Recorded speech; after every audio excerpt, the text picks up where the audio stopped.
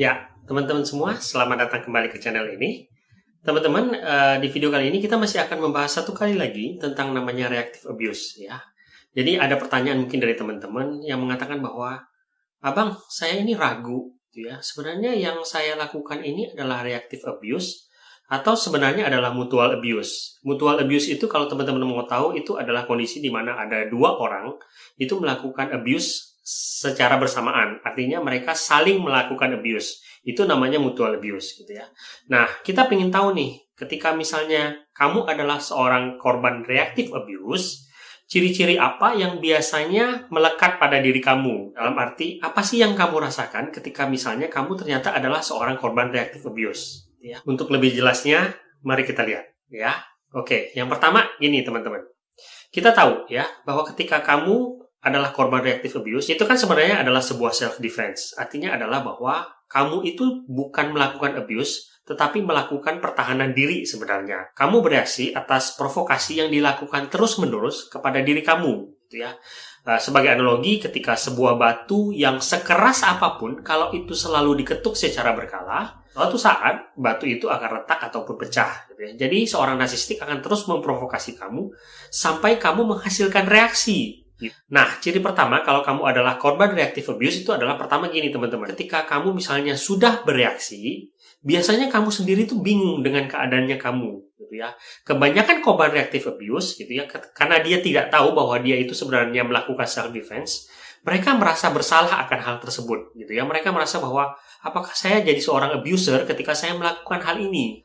Rasa bersalah dan rasa bingung itu berkecamuk di dalam pikirannya mereka. Yang biasanya dirasakan oleh seorang korban reactive abuse itu adalah bahwa mereka itu merasa bahwa ini bukan diri saya, gitu. Saya tidak bertindak seperti ini. Saya merasa seperti seseorang yang asing yang melakukan tindakan-tindakan yang tidak mencerminkan diri saya.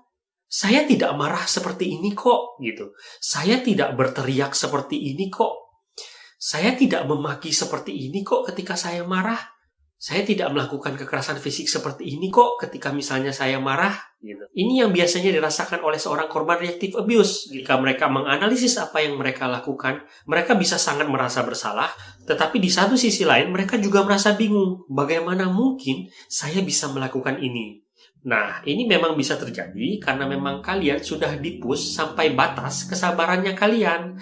Dan ketika batas itu sudah dilewati, gitu ya, sebagai bentuk pertahanan diri, kalian bisa bertindak melewati batas nalar seperti yang biasa kalian lakukan. Oke? Itu yang pertama. Yang kedua, ya teman-teman, korban reactive abuse itu biasanya mereka adalah orang-orang yang sangat tertekan. Gitu. Jadi ketika misalnya mereka sudah melakukan reactive abuse tersebut, gitu ya, ketika mereka menganalisis, gitu, biasanya mereka akan tahu, gitu, mereka akan merasakan bahwa ternyata selama ini, di dalam jangka waktu yang konstan, saya selalu merasa tertekan. Dan ketika kita selalu merasa tertekan, tubuh kita, pikiran kita, psikologis kita, itu pasti pada akhirnya akan memberontak. Dan ketika tekanan itu tidak bisa ditahan, pada saat itulah kita bereaksi sebagai bentuk pertahanan diri kita, dan kita akhirnya meledak, melakukan hal-hal yang biasanya tidak bisa kita lakukan. Yang ketiga itu adalah collective evidence. Ingat bahwa pelaku abuse itu ingin menggunakan reactive abuse dari korbannya sebagai bukti bahwa korbannya itu adalah abuser. Ya. Jadi pelaku abuse-nya itu biasanya teman-teman ketika dia memprovokasi korbannya, dia selalu bersiap untuk mendapatkan bukti dalam tanda kutip bahwa korbannya itu melakukan abuse. Ya. Artinya bahwa biasanya pelaku abuse-nya itu akan siap ya untuk mendokumentasikan reaksi dari korbannya. Gitu ya. Nah, dokumentasinya itu bisa beberapa hal, misalnya video atau menyimpan teks gitu ya. Nah, ataupun memprovokasi korbannya di depan orang banyak. Tujuannya adalah audiensnya itu atau orang-orang yang menyaksikan itu kemudian bisa dipergunakan oleh pelaku abuse-nya tersebut sebagai pendukung dia atau supporternya dia untuk menekan korbannya gitu ya, dan mempertahankan image bahwa pelakunya yang sebenarnya abuser berubah posisinya menjadi korban, dan korbannya yang selalu diprovokasi kemudian dibuat seolah-olah bahwa dia adalah abusernya, gitu ya.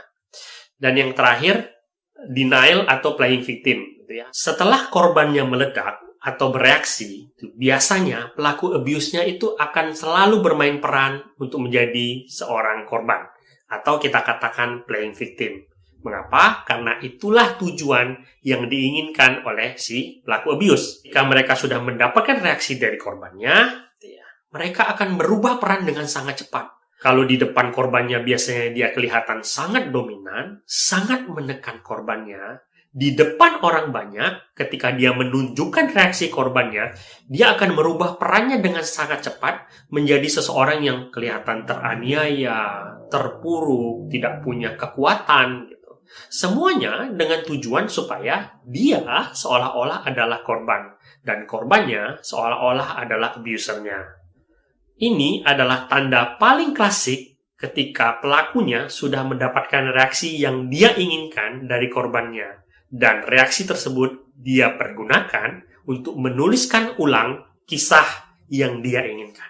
Sebagai penutup, teman-teman, sekali lagi kita katakan bahwa apakah pelaku reactive abuse adalah seorang abuser?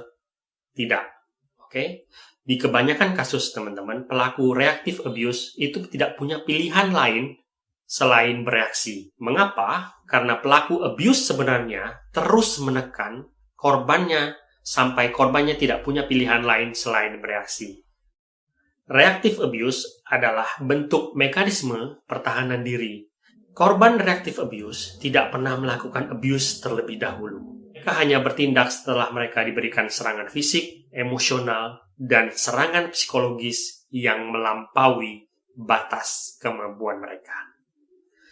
Semoga video ini berguna. Sampai jumpa di video berikutnya.